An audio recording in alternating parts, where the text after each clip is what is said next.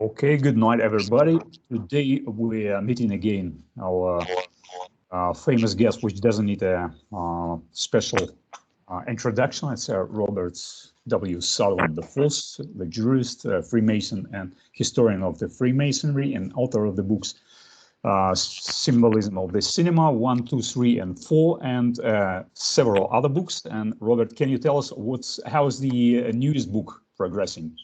Yeah, no, everything's coming along well. I'm here in Baltimore and everything is coming along good with my books. I've been doing, I'm actually working on 2 books at once, and then I'm actually going back and working on new editions of some of my earlier books.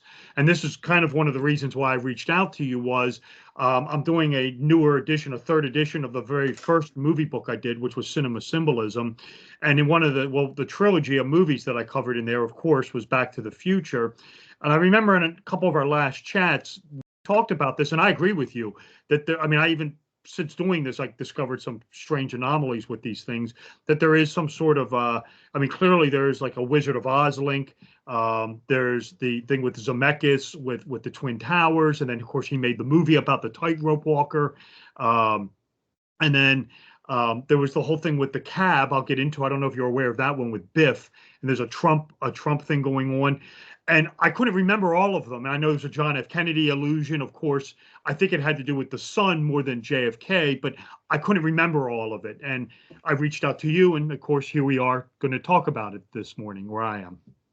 Okay, let's go step by step. So we just go over some things we discussed before. So to remind the viewers what we actually previously discovered, and then you try to uncover something which I don't know still. And I have some new information about the Trump thing, which is continuing to pour out since, like, I don't know, at least since the middle of 80s. And the connection between Trump, Twin Towers, Wizard of Oz is so uncanny, and it's still persisting. It's not accidental at all, because since at least 40 years, the politicians and the show business is always likening Donald Trump to the Wizard of Oz. But we'll come to this later.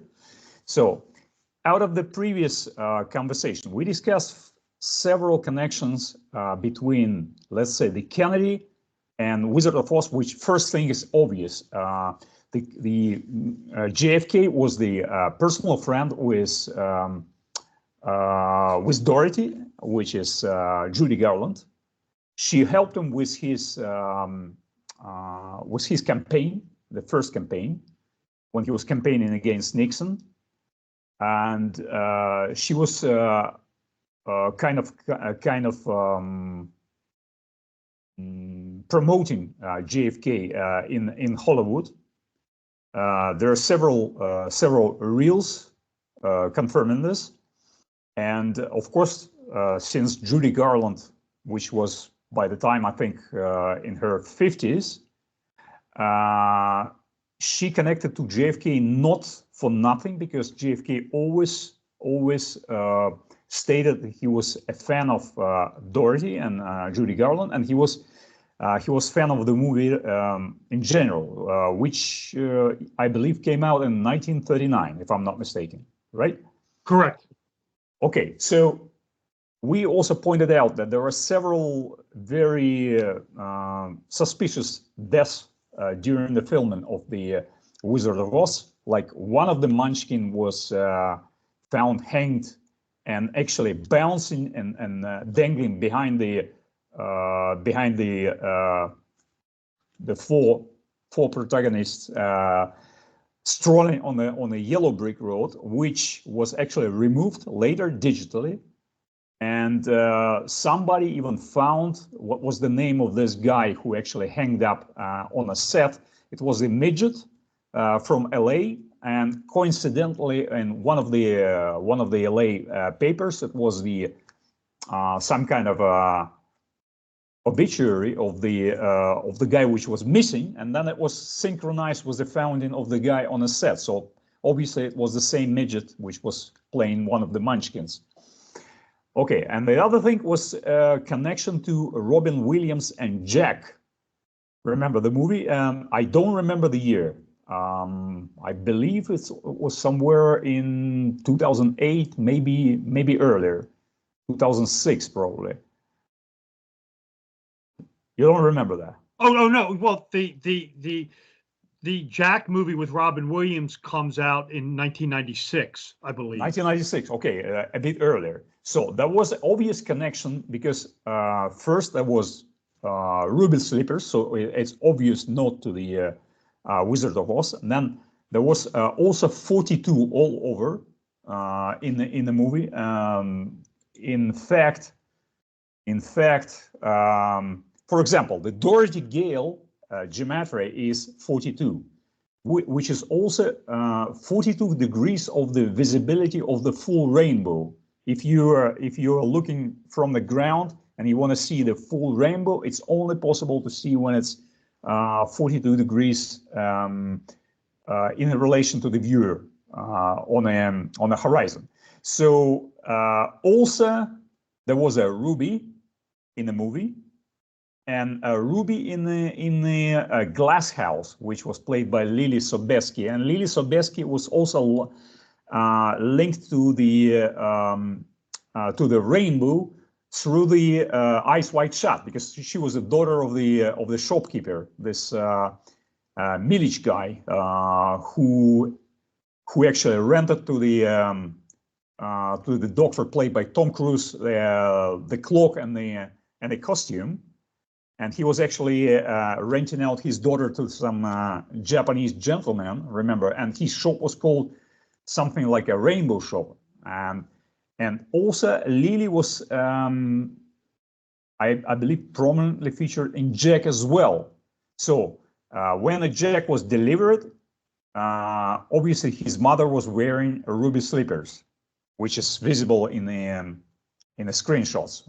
I will probably attach it to the to our recording. So somehow they propped all these connections to the Wizard of Oz, to the Jack movie. And moreover, Robin Williams, which has recently surfaced, he likened Donald Trump to Wizard of Oz. I found the recording from 2012, so just 2 years before the death of Robin Williams in 2014.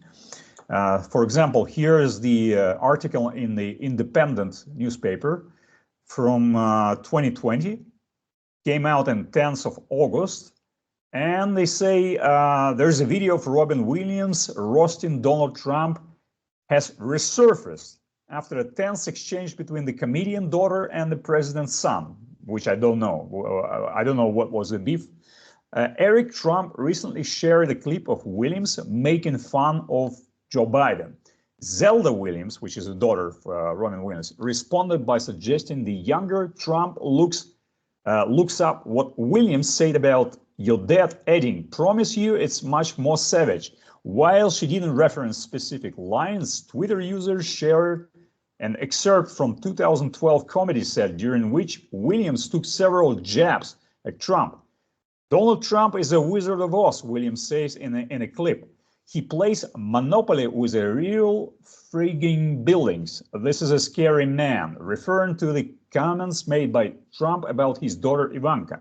Williams adds, "This is the man who said my daughter is hot. Even people in Arkansas went, that's frigging wrong. That's just way out of place." Williams also mocked Trump's hairstyle and the segment. I watched the segment, by the way. Williams walks back and forth during comparing Trump to the Wizard of Oz, with some silhouettes which are very familiar looking. They look like twin towers, just a different height, but from a perspective, it might be looking different height, but maybe at the same height. But anyway, it's not even new, because Donald Trump was actually since he was 33 years old. He came first to the show of David Letterman. I believe it was his first public major appearance.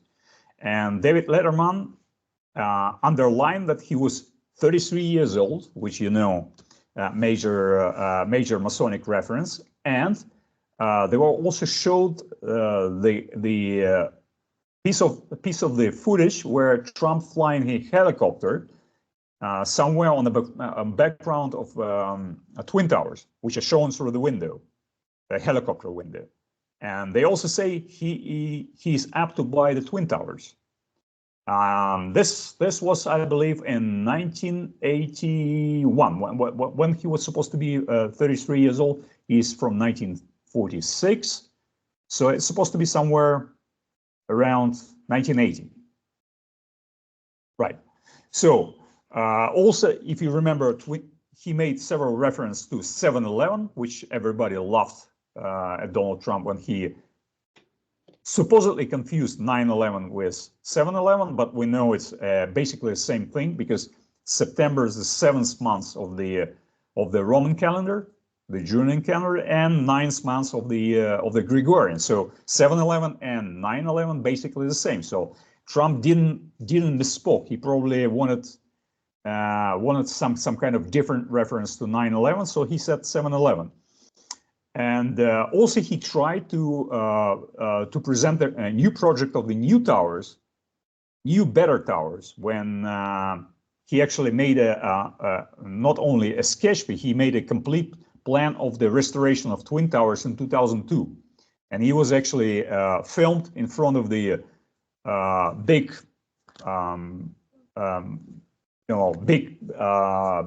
mock-up Twin Towers, probably 10 feet high, but just in front of them when he was presenting the plan. Of course, the plan was rejected, but anyway, he went public with this, and there is the footage. It's hard to find, but it is there. Also, the pictures are there, and I believe. Well, I will tell it later when you share your thoughts about this, because there's a mounting evidence that Trump is somehow very tightly linked to the Wizard of Oz, because I found at least, I think, 50 references from different sources, and the official sources from major news outlets, which are comparing Trump to the Wizard of Oz. But I'd like to hear your thoughts. Right. So what I've been doing was just looking at the Back to the Future movies. And there are some strange things going on in there. One is with is the first movie is essentially a remake of The Wizard of Oz, where Marty is the Dorothy character who goes to this strange land and, of course, just interacts with doppelgangers of the people that he knows from his own reality. Brown, the doctor, Doc Brown, is at the beginning of the movie is clearly the Professor Marvel character.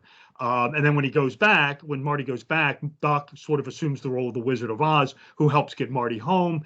And then, of course, Marty wakes up in the bed at the end, just like Dorothy.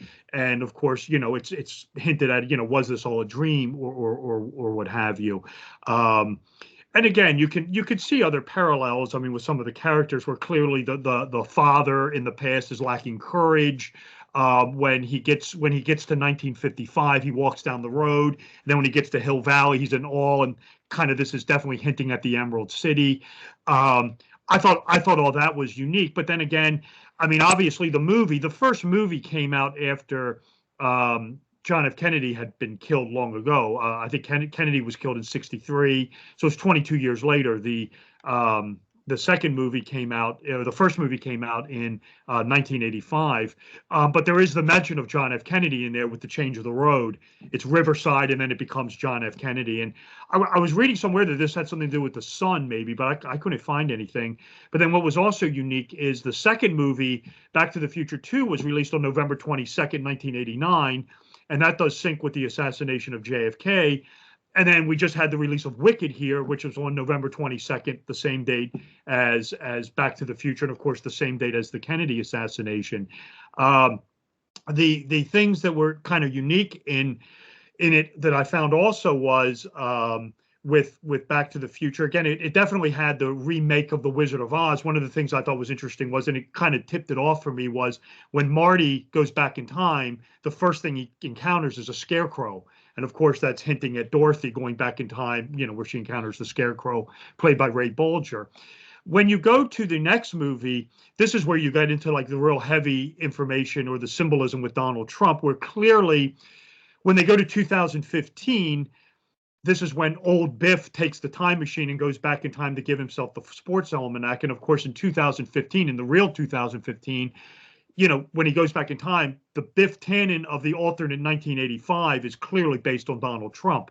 Which was officially recognized, Robert. Yeah, the Bob filmmaker, Gale, which is a producer of Back to the Future, officially recognized that the Biff character was made up from Donald Trump in 2015. That's on a record. Yeah. But what was curious is this is where Biff is controlling everything and is kind of like the king of the world.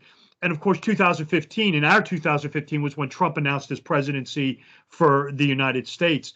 The one thing that also I found in it, this was kind of the thing that tipped me off to this, where this thing could be kind of prophetic, was it's in part 2, where if you watch when this is in the 2015 segment at the beginning, when Biff is trailing Marty and Doc to Marty's home, Biff is in a cab, and the cab company is the Luxor Cab Company. And I thought that was really interesting because when they go back to 1985, of course, Biff is the big casino mogul, and Luxor Cab is also hinting at the Luxor Casino in Las Vegas, which is the main casino there. That opened about 4 years after Part 2 came out. I think Part 2 came out in 1989. Luxor opened in 1993. And the big attraction at the Luxor Hotel Casino was this ride that they created called Secrets of the Luxor, which was based on the Back to the Future ride at Universal Studios, which opened in 1990. I thought that was very curious. And then, again, one of the things that Zemeckis did was, he was, of course, the director of the movies, was he went on to direct the movie about the World Trade Center, The Tightrope Walker. I think it's Philip Petit, I want to say. Philip Petit. Right. Yeah. Well, what was interesting with that was, if you watch the first one, and I'll be the first to admit, when it comes to the 9/11 symbolism in Back to the Future, I talk about it, but I don't think it's the strongest evidence. But clearly, you have the whole thing with the Twin Pines Mall. If you take the time and turn it upside down, it's 9/11. And then in part 2, the Twin Towers are seen upside down and looks like they're crashing down. But then what was kind of curious, and this is actually reality, was with Petit, when he did the tightrope walk in 1974, he did it 490 days after the World Trade Center opened, and of course 490 is 7 times 70. The distance between the two towers is 42 meters, and he walked for 49 minutes, which is again 7 times 7 or 77. I thought that was very interesting. So a lot of strange things going on with the Back to the Future, with John F. Kennedy, with the Wizard of Oz. There are clearly syncs there. I was trying to link it up to the son, John F. Kennedy Jr., but I haven't been able to do that so far. But without question, strange things going on in those movies just about how they place different things, like with the Statler Toyota dealership, how that pops up all over the place. The thing that's interesting, they clearly knew what they were doing when they made these movies. The thing in part 2, that is clearly intentional, and it's more of a trope than anything else. And this is when Marty is going into the Biff Tannen Museum. I just put a blog up about this. The wax figurine of Biff is holding the gold horseshoe. And then when you see it, it goes immediately into the video monitor of the history of Buford Tannen. And then, of course, in part 3, Buford Tannen kills Doc over the thrown horseshoe. And then in part 3, when the clock arrives to be the clock tower, the time is 10:04. Of course, that's the lightning strike. And then when they take their picture in front of it, it's 8:08, which is 88 miles. Very interesting stuff in Back to the Future. And by the way, Robert, the 4 past 10, it's let's say you can view it as the October 4th, which leaves 88 days to the end of the year. Right. That's right. Yep, absolutely. Yeah, that's absolutely correct. Very interesting there. So definitely some strange stuff going on in Back to the Future, and how it does link to the Wizard of Oz. And clearly the Biff Tannen character of 2015, without question, is meant to be Donald Trump, or excuse me, the alternate 1985 with the casino, clearly meant to be Trump, coming back from 2015 when he announced his presidency. Very, very interesting. Very, very strange syncs going on with that. Yeah, I would like to remind to our viewers that it might seem to the new viewers, except not the people who actually watch our conversations and my earlier video, or read my books, or your books, Robert, that it might seem as the like haphazardly piled factoids, which are curious but not making any logical straight line. But I could tell you that in relation to the Back to the Future and Donald Trump, there is the strong connection, not only recognized by the producer and probably by Zemeckis himself, but he didn't publicly actually utter his opinion about this. But Bob Gale, which was a producer, did recognize it in 2015 that actually Beef Tannen not only physically appeared in the movie as Donald Trump, but they also showed the casino, which is looked like the Atlantic City casino of Donald Trump, which is demolished. There were bikers, and you remember the Bikers for Trump, which appeared in 2016. There was a big movement. Bikers showed up in Washington, D.C. and defending Trump and stuff like that. But also there is the uncanny connection to the Kennedy, which we point out, and it may seem also very accidental, but it is not, because not only Marty, when he went back to 1955 and he went to his home and they asked him where he lived, he said, well, Kennedy Drive, and he made a gesture like this, like he pointed the gun. And these guys who lived in his house, they asked who's Kennedy, because he didn't know about Kennedy in 1955, right, because he wasn't the president yet and wasn't even nominated. But then remember when they were showing the shop window with this pawn shop or whatever, where there was displayed the old TV, some at the almanac as well. It was also on a window, and also the head of the Kennedy. I think that it was a bronze or steel, I don't know, some kind of metal head of the Kennedy. So Kennedy was there, but not only that. Just by sheer coincidence, I looked again at the 11/22/63 by Stephen King, which came out in 2016, right? So the guy goes back to the future, basically. No, back to the past through the portal, played by James Franco. And he tries to prevent the assassination of Donald Kennedy, of John Kennedy, following trade in Oswald. But then he changes his mind, and there are several adventures appearing there. But there is the same window of the shopping window showed by Stephen King, absolutely same, like same placement of the things inside of, like old TV, and nobody mentioned anything. But there are some fans of Stephen King. They pointed out that there is a similarity and some kind of so-called Easter eggs in this work of Stephen King. But nobody mentioned that the window of the shop was exactly a replica of the Back to the Future #1, where they actually pulled the almanac, and also the main character played by James Franco, he goes back to the past with the almanac just to make money on betting. So basically, King is using the same concept. So there is a Kennedy and Twin Towers as somehow linked, and Back to the Future is linked to the Kennedy, but not only by Back to the Future itself and Easter eggs inside, but also by Stephen King and his 11/22/63. And what else?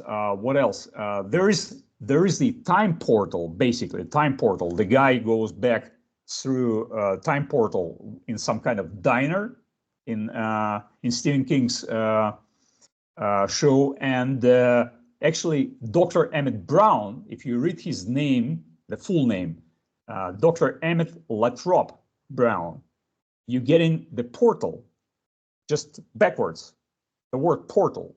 So it's not accidental, and he also it is also referencing Werner von Braun, actually the founder of the Apollo program, the space program, which was actually a good friend of Kennedy, which was before that actually prime developer of of the rocket weapons program in Nazi Germany. He was evacuated or brought to US through the paperclip program, which was a secret program funneling Nazi scientists and other elements into US and other countries, also to Britain. And Dr. Brown, in the show Back to the Future, I think in the second or third, actually confesses that his name, before he changed his name, his ancestors were called Brown, like B-R-A-U-N, like Werner von Braun. That he came from, that his ancestor came from Germany. Basically, he confessed that his name, his family name, has something to do with Werner von Braun, also the inventor. It's an obvious parallel. And the Lloyd, Christopher Lloyd, actually appears in a number of movies which are featuring 88. So, by the way, the movie called 88 came out in 2015. Everything linked with the time travel, and he appears in all movies linked to the time travel and featuring 88 by number or by some other concept. So the Twin Towers, 88, and the rest appears basically everywhere. And for example, I'm reading now that apparently the Ruby Slippers from the original 1939 movie are put up for auction. Let me pull up the article. It's from 19th of November, by the way, 19th of November. So it's 1911, right? 9/11 by numbers. So BBC states, Wizard of Oz Ruby Slippers go on display in London. An original pair of red glitter slippers worn by Judy Garland in the famous film The Wizard of Oz are going on display in central London. The slippers are one of the only 4 surviving pairs made for the movie, were worn by the child actress in several important scenes, including the ending where she clicks her heels together 3 times while saying "There's no place like home." By the way, the gematria of "There is no place like home" is 88. And it's not accident at all. They will be on for show on Heritage Auction London sales room in offices in Hanover Street from 28th of November, which was yesterday, right? So until the 5th of December as a part of an international exhibition. The shoes will will then be auctioned in Los Angeles on the 7th of December with a guide price of 2.3 million pounds. To maybe 3.8 million pounds, so which is 2.9 to 4.8 million dollars. The article goes on, so I will just skip it. You may see the pictures, but there was several years ago another article which stated that they collected somehow the investors' money to repair the original shoes for. Would you guess how much they paid for the restoring the shoes? I don't know, but I know they pay those shoes, and when they sell them, and any prop goes for a fortune. I know that. Yeah, but they were not selling; they were just repairing. Oh, how much? How much? 300,000. Oh, wow. Yeah, I mean it sounds insane for repairing just a normal prop.